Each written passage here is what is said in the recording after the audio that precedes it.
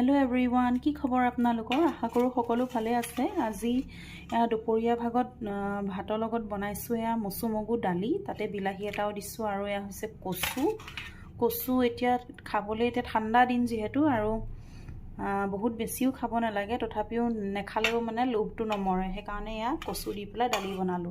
তাৰ পিছতে আছে এয়া ফুলকবি আলু আৰু ফ্ৰেঞ্চ বিনছৰ ভাজি, পিঁয়াজ এটা অকমান ডাঙৰকৈ কাটি দিছোঁ আৰু লগতে দিছোঁ বিলাহী দিলে যে একে সোৱাদটো একে ক'ব লগা হৈ যায়, বহুত টেষ্টি হয়। দেখিছেনে, দেখিবলৈকে কিমান ধুনীয়া লাগিছে।